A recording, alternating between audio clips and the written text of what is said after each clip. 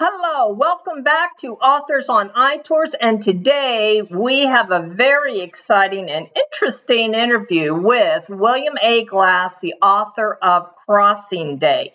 This is an action and adventure novel. It's also an alternative history novel, and today we're going to be talking about what could have happened if the South had won the Civil War. So stick around because if you history buffs are really going to want to learn more about William A. Glass' new novel, Crossing Day.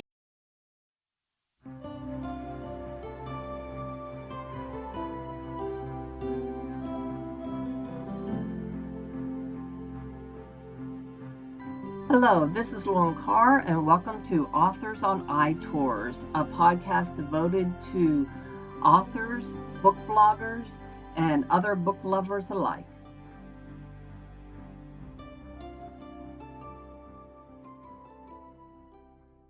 Today on Authors on iTours, we are talking to William Glass, who is the author of Crossing Day, which is currently on tour. He's done, and Bill, now this is your second book that you've toured with iRead Book Tours, and Crossing Day, I noticed, is a departure from your other books. So can you tell us what is with this departure and tell everyone a little bit about Crossing Day and what your other books are? Why the departure? Well, I guess what is your inspiration for this? well those are kind of a combination of questions, Lauren. But first of all, let me thank you so much for having me here in the studio with you today. I'm looking forward to our chat, and I'm really thrilled to be here with you. Oh, great to have you here. All right. Well, let me attack some of the points that you brought up. Okay. First of all, you're correct in saying that Crossing Day is a departure from my previous work. Mm-hmm. And you wanted to know why the departure. And to tell you the truth, the first two books were autobiographical. Okay. What you'd call autobiographical fiction. Or fiction based on fact, or fiction based on fact. Okay. Yeah. So, and basically what occurred is I ran out of fodder for autobiographical fiction. You know, I had, so I didn't have any more to say about my crazy, insane life growing up and later on as a young adult, continuing in my mischievous ways. So I decided I was pretty much done with writing after getting all that off my chest. But in the back of my mind, I had been tossing around ideas about how to address a couple things that really bug me. Mm-hmm. So one thing that really bugs me is the misinformation that Southerners grow up with about the Civil War. So, for example, Southerners grow up with the idea that slavery had nothing to do with it, that it was just simply a matter of states' rights, and that the South was simply standing up for their rights. And sometimes they'll even throw in some more arcane rationalizations like that there was economic exploitation of the South by the North and stuff like that. And that's the kind of thing I was brought up with. I was brought up with the idea that slavery was a benign institution, that it was going to fade out over time anyway, that the slaves were better off on these southern plantations than they would have been back in Africa because Africa was so primitive and blah, blah, blah. So this is the kind of propaganda that Southerners get brought up with. And there's a term for this. It's called the glorious cause. Uh-huh. And so what happened... I never heard of that. Yeah. Well, anybody who's kind of listening to this could Google the glorious cause and they would get like 85 million entries. But what that refers to is that after the Civil War was over, the ladies of the South formed these groups. The best known one is the Daughters of the Confederacy. Yeah, I have heard of that. Yeah. All right. Okay. So, and they went around putting up all these monuments to the glorious soldiers of the South and spread and were really the ones that spread all this misinformation about how the Civil War had nothing to do with slavery, that the slaves were perfectly happy on the plantations, that, you know, there was no problem with the slavery. It was all just an economic issue between the North and the South wanting to stand up for states' rights. And that message still resonates throughout the South today. The Daughters of the Confederacy are alive and well. There's sons of Confederate veterans, branches all over the place. I'm talking to you from a little town in South Carolina where I live, and we got a Sons of Confederate. Did you grow up there, or did you grow up in the North? Well, I grew up in an Army family, so I lived all over, but my parents were Southerners. Okay.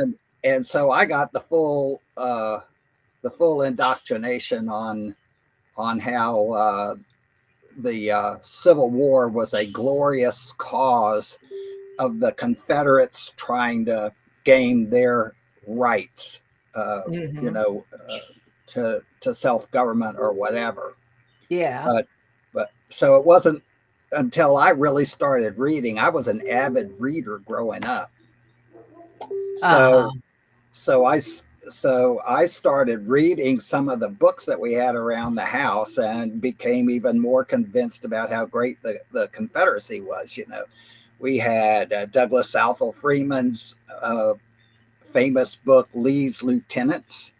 We had Douglas Southall Freeman's 4-volume biography of Robert E. Lee.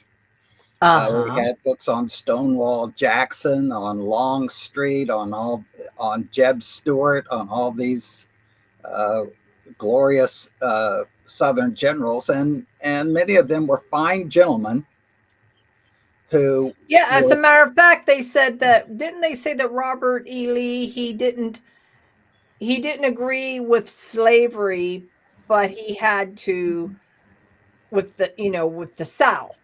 You know, he belonged to the South, you know, That's a because little bit of propaganda too okay. there. All Okay. right. Now Robert E. Lee was a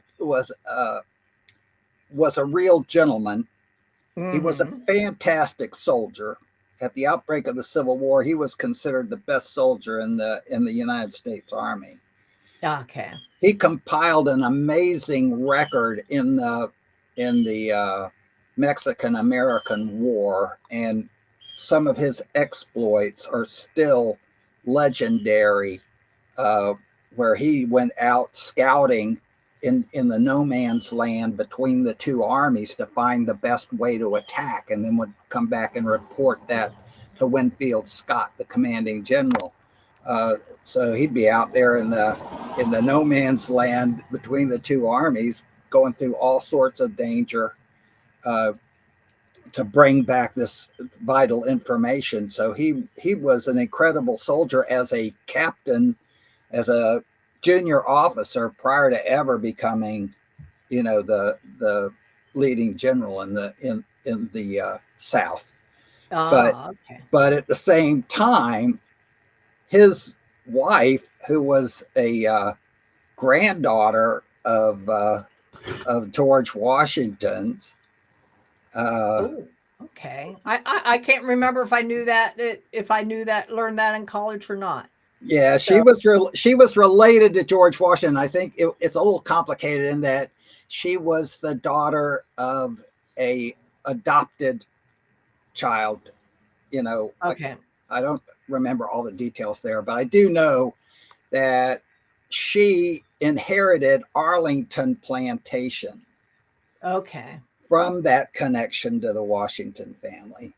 Okay. And that's where she and Robert E. Lee lived. They lived in the big mansion, which is across the Potomac River from from the Capitol. Okay. If you're standing on, if you're in Washington and you look across the river, you'll see the Lee Custis Mansion. I think I took a tour of it. Yes. Yeah. Well, Yeah. that's I worked Arlington. in Washington for many years, so Yeah. so I've And done all those tours. Yeah. well, Washington is great for tours. Yeah. I lived there for a long time myself. I lived in Hmm. downtown Washington. I had a little condominium near DuPont Circle, and it's right in the middle of the city, and we really enjoyed it. But and I don't want to delve too much into Robert E. Lee, but he he took a leave from the army to help his wife run that plantation, which was struggling financially, as most of the plantations were, especially in the border states like Virginia, Tennessee, and so on. The Yeah. deep South plantations, where they had the big cash crops like cotton, sugarcane, rice. Rice was huge in South Carolina, for example. Those big plantations were making money hand over fist. Yeah.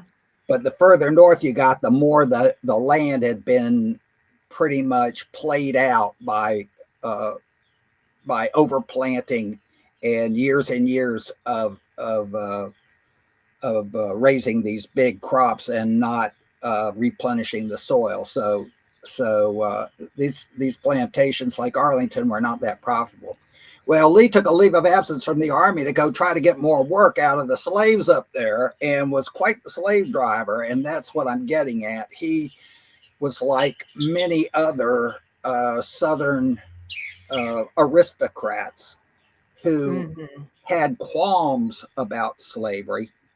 For example, George Washington said it was wrong. Thomas Jefferson said it was wrong.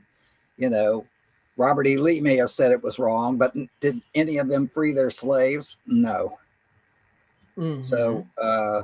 they kept working them, and Lee is on record as having, uh, been quite the slave driver in Arlington for a couple of years, trying to help his wife get that plantation into profitability. So uh, I don't want to denigrate Lee. He was a product of his times, as Yes. all these folks were. And Lee would be, if you read his biography, would be the last person on earth who would want all these monuments and all this uh, to be idolized the way he was. He was a very simple soldier. Once the war was over, he took a job as the president of a small college called Washington College in his home state of Virginia. It's now called Washington and Lee, but he worked there for a very modest salary. And even though he and his wife were broke by then, they had lost Arlington. Arlington became Arlington. Their plantation became Arlington Cemetery, Okay. and uh, and he was happy just to work as an educator at at Washington College, which is now called Washington and Lee, even though every major railroad, insurance company, bank, and whatnot was bombarding him with offers of thousands of dollars just to be on their board so that they could list him on their letterhead as being involved with their railroad or bank or whatever. And he turned all those offers down. He turned all that money down. He just led a very quiet life for the remainder of his days after the Civil War. So I'm an admirer of Lee. I think he was a real gentleman, but he was fighting for the wrong cause. Hmm. Okay. And now with Crossing Day, Yeah. what you've done is this is what's called alternative history. It is set in present day, but what if Lee had won the war? That is the premise for Crossing Day, and that slavery was still, in present day America Yeah. was what would have happened if Lee had won the war, if the Right. Civil War had gone to the Confederacy. Yes. If the really the premise is that the Confederacy gains independence as a result of the Civil War. Now, they So didn't. then is the United States divided in your book? The Is it United two States is nations? divided Yeah. into two halves, and then there's a demilitarized zone that runs between the two halves.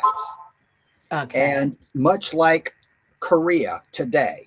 So Okay. between the North and South Korea, the Korean War ended in an armistice.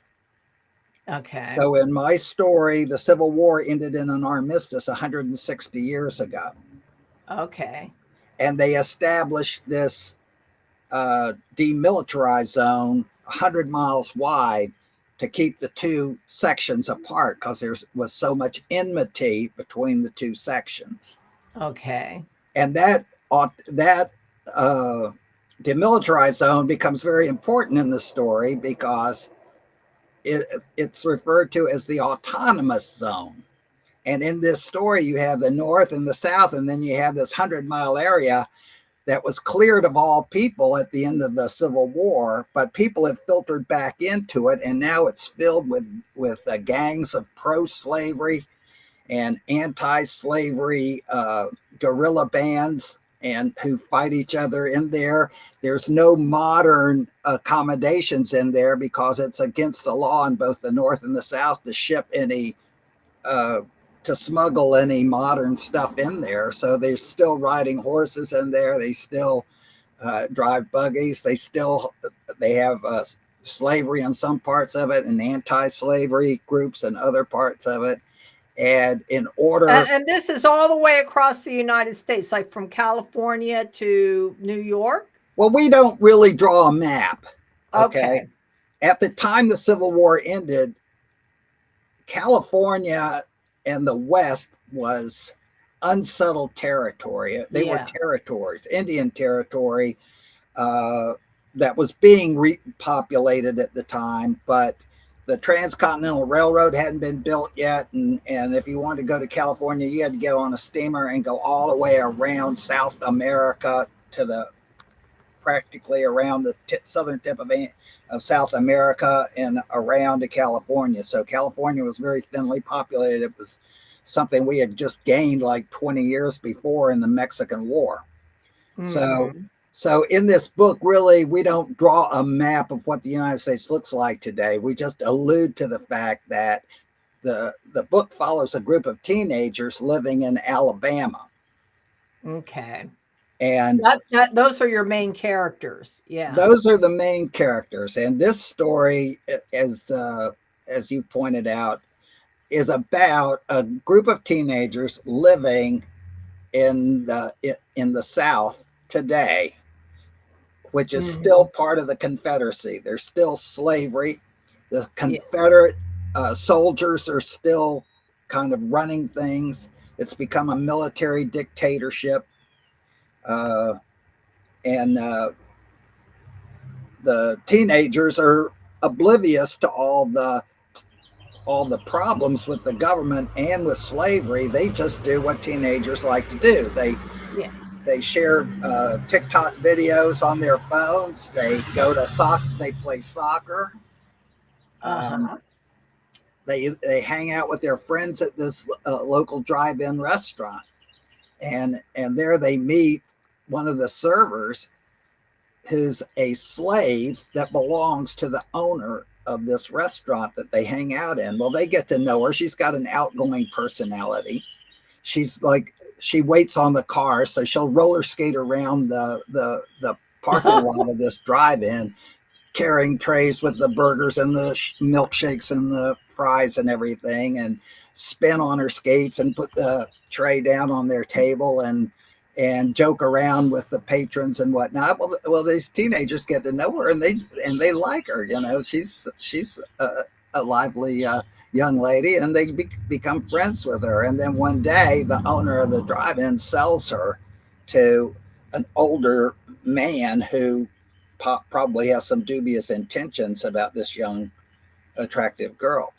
And at that point, these teenagers go, whoa, something's wrong here, you know, with this whole system that people can get bought and sold like this, you know. But they were raised in this system. It was normal to them up until their friend got sold. Okay. They were raised in it, but when their friend got sold, it suddenly hit them. This whole deal is crazy. Mm-hmm. And so they decide they're going to help her escape. Now, And let me just point out one thing to kind of come back to where we were. For them to escape, they're living in northern Alabama. The autonomous zone is about, they're going to have to get through the autonomous zone, which is 100 miles. So when you say crossing day and what's on the cover is a boat, I'm thinking, oh, you just have to cross a river. But it's not a river. It's 100 miles. They have to cross a river into the autonomous zone. To get into it, they have to cross the Cumberland River. Okay. And the autonomous zone is pretty much, if you read the book, you can kind of figure out it's like Kentucky. You know, Kentucky, Tennessee, West Virginia, that whole area in there, which were these border states where you did have constant guerrilla warfare going on before the Civil War and during the Civil War. Okay. Mm-hmm. And so, yeah, they have to get through this autonomous zone. Autonomous meaning there's no law. There's no police. There's no army. It's just guerrilla fighters, bands of horse riding fighters who live in their own towns and their own villages and have their own territories, but then they raid each other's territories and have this constant little warfare going on, right? Yeah. So they have to get through all this in order to escape. And once they get in there, that's where all the adventures really begin. Mm-hmm. As they try to make it through this area to freedom. So you have like 5 teenagers and then this slave girl who's really a teenager herself. She's just like them, really. Yeah. And so you have these 6 teenagers who are trying to get through this incredibly difficult situation. Now, how much, and I know it's fiction and it is a Crossing Day is fiction, and then it's alternative history. Right. And this is the first book, and I may be wrong, that iReads has had. If there's another one, I apologize if I missed another book that had an alternative history. Right. But when you're writing alternative history, you can't, my thought as an author is you have to be grounded in fact. Right. So whenever you got the idea for writing this book, right, where how were you able to do that to keep grounded in fact, but then there's the alternative. There's the fictional part of it. All right. How much research did you do for this? All right, that's a great question. Okay. Now, as I pointed out, I told you some of the books I've read, right? Yes. Mm-hmm. Well, that's just a smattering. I've got one book in my library that's this thick. And the title is, it's about the second day of the Battle of Gettysburg. No. So this is one day. This is one day in the Civil War. Mm-hmm. I have other books that are strictly about a battle, Antietam or Chancellorsville. So I can't claim that I sat down and did research for this book, because I've been researching it my whole life, because I read nonfiction and I read American history. Okay, so I've really been focused on American history my whole life. And but I will tell you where the idea came from. I mentioned to you earlier that one of the things I wanted to get at was some of the myths about that Southerners are brought up with about the Civil War. And one of those myths is that it wasn't about slavery. There are other myths that I bring up in this book that that are in the background in this book. This is an action-packed thriller. It ain't a preachy book, but I get all these points in the subtext.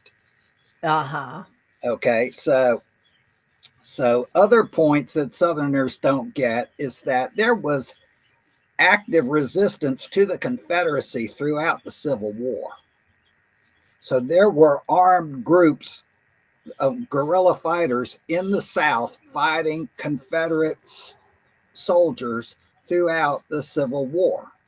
And one of the funny things about it is nowadays, areas of the South where people are flying the Confederate flag and have them on their bumper stickers and all, and have the monuments and to the soldiers and all this stuff. A lot of those areas are areas where the resistance to the Confederacy and disdain for the slaveocracy was most active. For example, North Georgia was in such a state of rebellion against the Confederacy that they had to send Confederate regiments, soldiers that were needed elsewhere, up to North Georgia to fight the guerrillas up there. Okay. This book is based in Huntsville, Alabama. In Huntsville, Alabama, 3,000 residents of that area volunteered for a Union Army regiment and fought with Sherman all through the Civil War. So this is... Yeah, it literally was brother against brother. Throughout the South.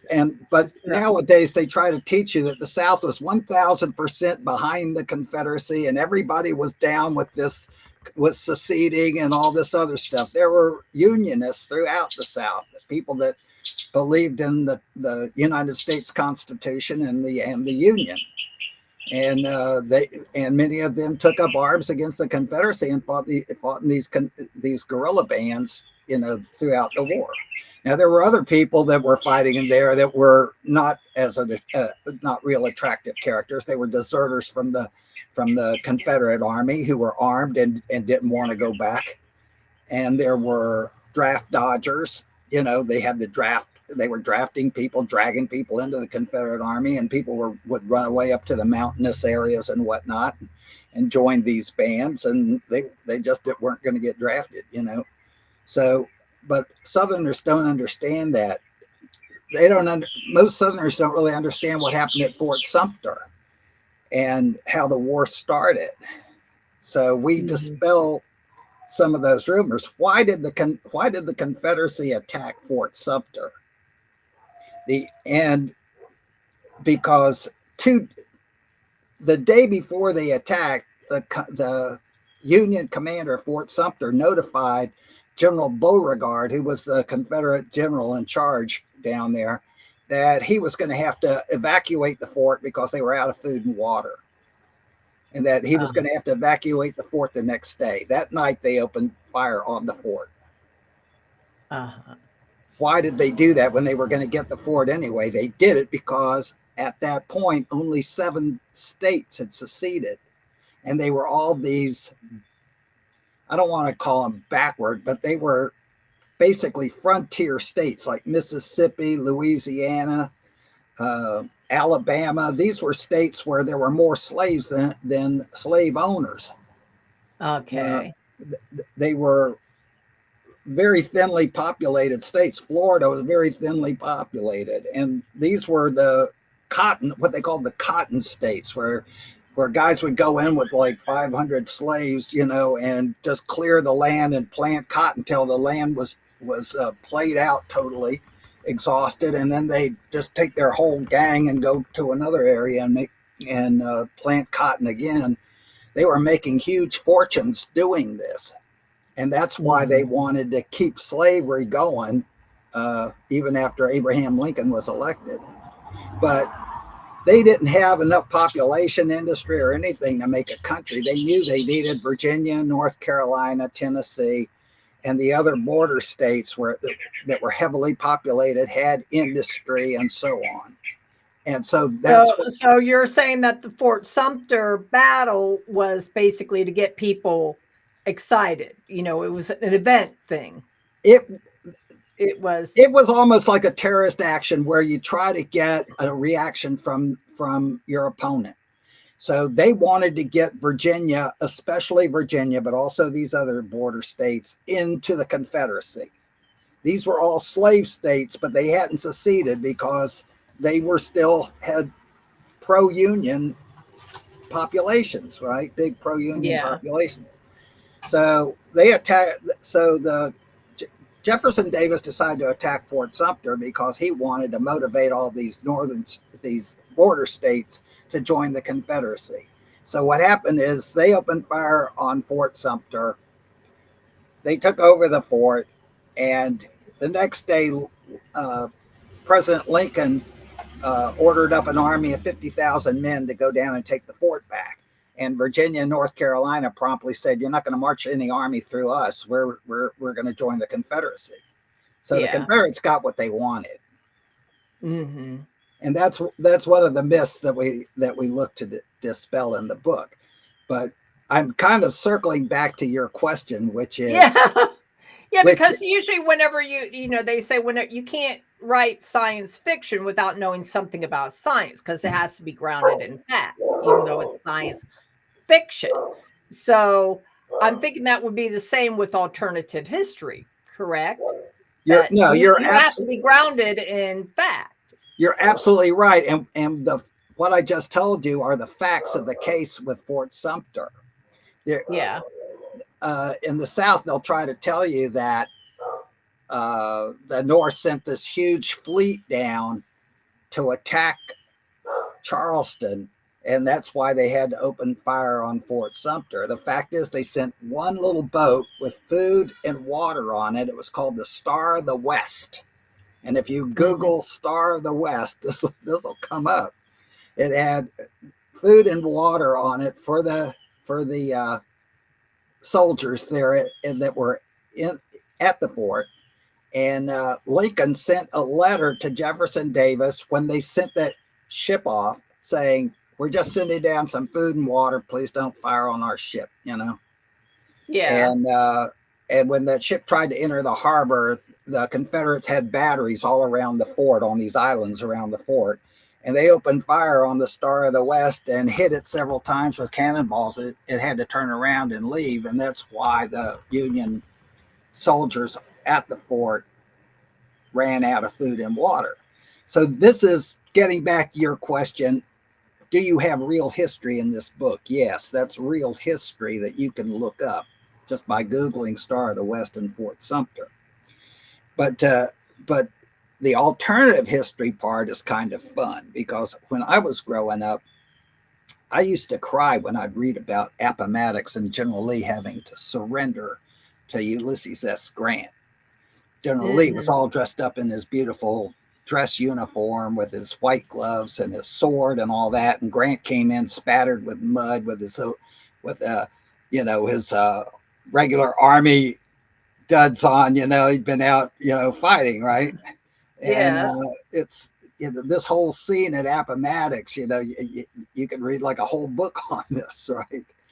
But that whole scene used to make me sad, and reading about Gettysburg and the Confederates' big loss at the Battle of Confederates at Gettysburg used to always make me sad.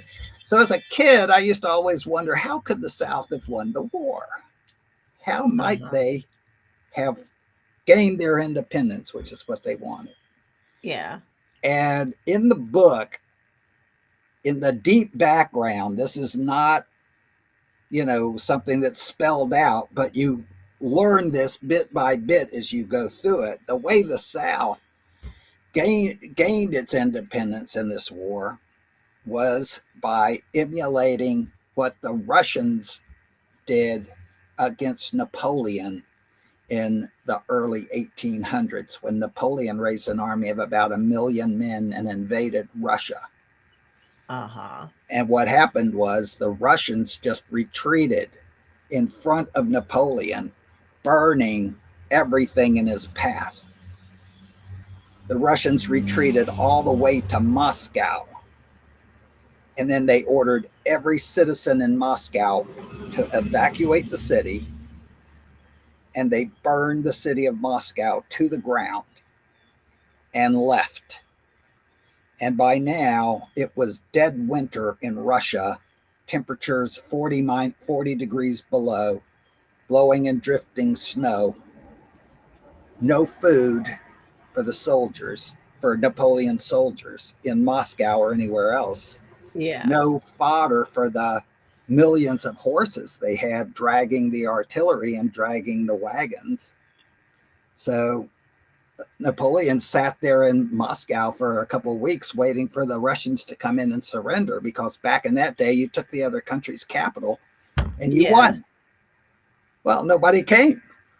And he sat there, and finally he had to turn around and go back. And when he got back, he had about 10,000 soldiers left. The rest had died. Oh, that's terrible. Well, I read a big biography of Napoleon, and that was one of the things I read about. And that was like about 10 years ago that I read this biography of Napoleon. And that's when it kind of hit me that if General Joe Johnston, who was the Confederate general opposing Sherman as Sherman invaded Georgia, if he had retreated in front of Sherman, burned everything, gotten to Atlanta, evacuated Atlanta, and burned Atlanta to the ground, and then just kept retreating through Georgia, Sherman would have run out of food for his men and fodder for his horses. So and then, okay, so then in that case, then the war would have gone the other way. The war would have gone the other way because Sherman would have lost his army in Georgia. Yeah. And in the book, what happens is that finally when Johnston's army is down to just a few men, the Confederates attack and they win that battle. It's called the Battle of Altamaha Crossing in the book. And Crossing Day is actually a big holiday in this dystopian South that I've written about. It's like and that's fiction. Yeah, is the Crossing Day. Yeah. So so that's referring to the Crossing Day. Yeah, that's where the title Crossing Day comes from. The Battle of Altamaha Crossing is where the South really won its independence, because after that, both sides agreed to this armistice. Okay.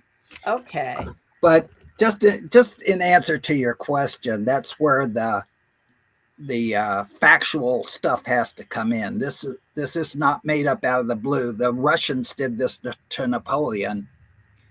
The South could have done it to Sherman, but politically it would have been very hard. So the battle that you're using, where everything went different, is a real battle, but you just had them change the maneuver so that the outcome would have been different. That battle. Well, no, I mean, there was no Battle of Altamaha Crossing. Yeah. Right. Yeah. Well, what I mean is, but the coming into Atlanta, the Union coming into Atlanta and Atlanta burning. Right. That is real, but you just had them change how things worked. Right. So that it was a different outcome. What they should have done. That's why you call it alternative history. And I'm not saying that's what they should have done, because in reality, it would have been politically impossible to do just about. How could Jefferson Davis have ordered all the citizens of Atlanta to get out? Yeah. When life was perfectly normal there, right up until the day that Sherman marched in, right? Yeah. How could Jefferson Davis have ordered his army to burn every plantation and every farm between Atlanta and Savannah? Yes. Now, if they had done that, it would have been the smartest thing they could have done, because as it turned out, the Confederates had to get out of Atlanta rapidly due to a couple of defeats during the Battle of Atlanta. They had to retreat out of Atlanta quickly, and they left a ton of supplies for Sherman there. And then as Sherman marched across Georgia, all these big, beautiful farms loaded with livestock, food stored up for the winter, fodder for the animals and everything. So Sherman just would send his soldiers out on like a 200-mile front to collect all the food, the livestock, the animals, all the food that these farmers had put up for the winter. They'd bring it all into the army. And so basically, Georgia was the commissary for Sherman. Georgia fed Sherman from the time he left, from the time he got to Atlanta until the time he got to Savannah. Yes. Why did he go to Savannah? Because the North owned the ocean. They had the only navy. And he could get his forces resupplied as soon as he got them to a port. Yes. And that's why he went to Savannah, okay, to get more supplies after he had eaten everything in Georgia. So, yeah, so there's a lot of factual stuff in the book, but then there's a lot of imagination as you change that. And that's why they call it alternative history. You imagine a different outcome to historical facts. But you've got to have your, as you point out, you've got to have your historical facts correct right up until the time it changes. Crossing Day, Bill, where can they buy it? All right. Well, it's published on Amazon. And it is with Kindle Unlimited. With too. Kindle Unlimited. Yeah. So people who have Kindle Unlimited can read it and not pay anything. And or they could buy the Kindle or the paperback on Amazon. And it's also available at Barnes and Noble. And any independent bookstore can order it for you. Okay. All right. And Bill, it is currently on tour with Ivory Book Tours. So I'm going to have the links below for people to buy the book and to follow the tour and to get their copy of Crossing Day. So well, that sounds great. Yeah. So fascinating mixture of Huckleberry Finn and Hunger Games. And that concludes this episode of Authors on iTours. If you enjoyed this episode, then do give us a like and a thumbs up, and be sure to subscribe so that you can receive notifications for upcoming episodes of Authors on iTours. In the meantime, happy reading!